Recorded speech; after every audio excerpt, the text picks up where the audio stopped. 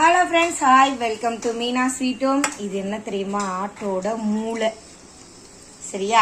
ஒன்னே ஒன்று தான் வாங்கியிருக்கேன். 100 ரூபாய் இது ஒன்று. சரிங்களா? ஆமாம், 100 ரூபாய். இது என்ன பண்ணோம்? தண்ணி வச்சுட்டு இந்த மாதிரி சுடு தண்ணியில் ஃபஸ்ட்டு வேக போட்டுருங்க. பாருங்க என்ன போடணும், ஒன்றும் வேண்டாம். கொஞ்சம் சால்ட்டு, கொஞ்சோண்டு மஞ்சத்தூள்,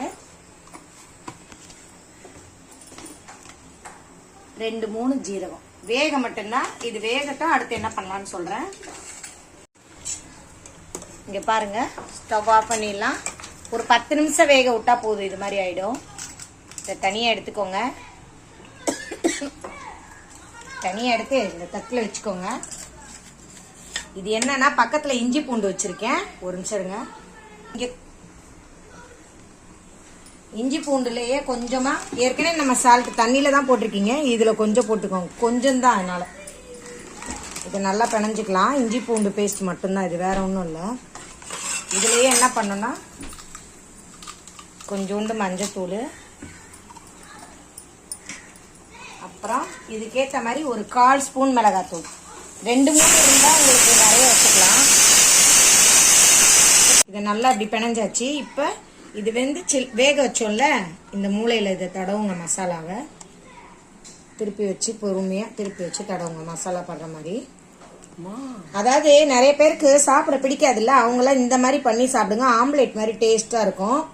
உடம்புக்கு ரொம்ப ரொம்ப நல்லது. ஆட்டு மூளை பாருங்க, ஆட்டோட பொருள் மட்டும் எதுவுமே வீணாகாது. இது கூட 100 ரூபான்னு விற்கிறாங்கல்ல, நம்ம இது எதுக்குமே உபயோகப்படாது. நான் என்னோட மூலம்லாம் நம்மதுன்னு சொல்ல வரல, எல்லாரும் இதுவாக தான் இருப்பீங்க, பிரில்லியண்ட்டாக. பட் ஆனால் இந்த ஆட்டோட மூளையிலேருந்து எல்லாத்தையும் விற்கிறாங்க. சரிங்களா?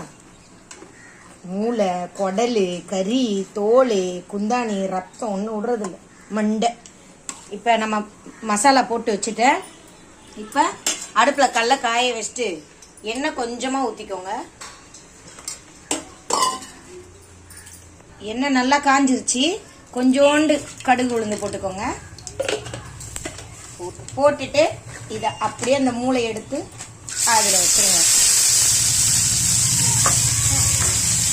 மூளையை வறுத்து தரேன்டா, உனக்கு நிறைய மூளையே இல்லைடா, எக்ஸாமில் ஒழுங்காக படிக்கணும்ல, அதுக்கு தான் மூளை. சும்மா ஃப்ரெண்ட்ஸ் திட்டாதீங்க. நல்லா ஃப்ரை பண்ணணும். 2 நிமிஷம் போதும். ஏன்னா ஏற்கனவே வேக வச்சிட்டோம்ல, அப்படியே தனித்தனியாக போயிடும். கொஞ்சம் வெந்தோடனே அப்படியே மெதுவாக இது தனியாக பாதி பிச்சுட்டு வந்துருச்சு. அப்படியே லைட்டாக திருப்பிக்கோங்க. அந்த பீஸ் எடுத்து இதில் போடுங்க. நல்லா இருக்கும் உண்மையாகவே. சாப்பிட்டு பார்த்தீங்கன்னா, அதாவது நம்ம குழம்புல இதெல்னா போட்டோம்னா பொடியாக அப்படியே தண்ணியாக போயிடும். இது இப்படின்னா உங்களுக்கு வறுத்துட்டு சாப்பிட்டா சூப்பராக இருக்கும். அடுத்த வாட்டி நிறைய வாங்கி செஞ்சு காட்டுறேன். இது வந்து சங்கீதா தொடாது, கதிர் நானும் தான் சாப்பிடுவோம். அதனால தான் சரி ஒன்று வாங்கியிருக்கோம். சங்கீதா ஆட்டுக்கறியில் கோயிலில் ஆடு வெட்டுறதை பார்த்து இதுலேருந்து சாப்பிடாது. தலையில நின்னாலும் காசு கொடுத்தாலும் சாப்பிடாது. பாருங்க, நல்லா இருக்கும். இது இப்படி சாப்பிட்டீங்கன்னா டேஸ்டாக இருக்கும். பிள்ளைங்களுக்குலாம் கொடுங்க, உடம்புக்கு ரொம்ப நல்லது. இங்கே பாருங்க, ஃப்ரை பண்ணியாச்சு. கொஞ்சம் சுறு சவுண்ட் வருது, அதனால இப்படி அமைக்க விடுங்க.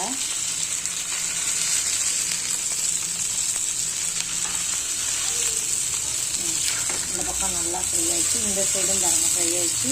இப்போ நம்ம எடுத்துடலாம். ஸ்டவ் ஆஃப் பண்ணிட்டு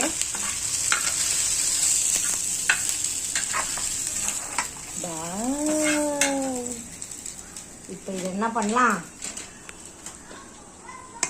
இது அப்படியே கட் பண்ணிட்டு பாருங்க, நல்லா இருக்கு பாருங்க, ஆம்லேட் மாதிரி இருக்கும். இப்போ நம்ம சாப்பிட போறோம். கதிர் தான் இப்போ சாப்பிட போறான். எல்லாத்துக்கும் ட்ரையல் வருவான்.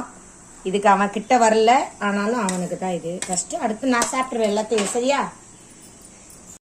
இங்க பாருங்க, சூப்பரா இருக்கு. நான் சாப்பிட்டேன், உங்களுக்கு காமிக்க முன்னாடி. நம்ம கடுகு உளுந்து வேற லைட்டா போட்டிருக்கோமா, அதனால கடுக்குன்னு அதோட சேர்த்து நல்லா இருக்கு. பாருங்க, கொஞ்சம் விழுவிழுப்பா தான் இருக்கும், மூளையே அப்படிதான் இருக்கும். அதனால இப்படியே சாப்பிடுங்க, நல்ல டேஸ்ட். எல்லாருமே சாப்பிடலாம் ஃப்ரெண்ட்ஸ், நல்லா இருக்கும். இந்த கதிர் பையன் வரமாட்டான், ஏன்னா அவனுக்கு ஆட்டுக்கறி தான் ஃபஸ்ட்டு வேணுமா, மூளை வேணாமா, அதனால நானே சாப்பிட்றேன். சரிங்களா?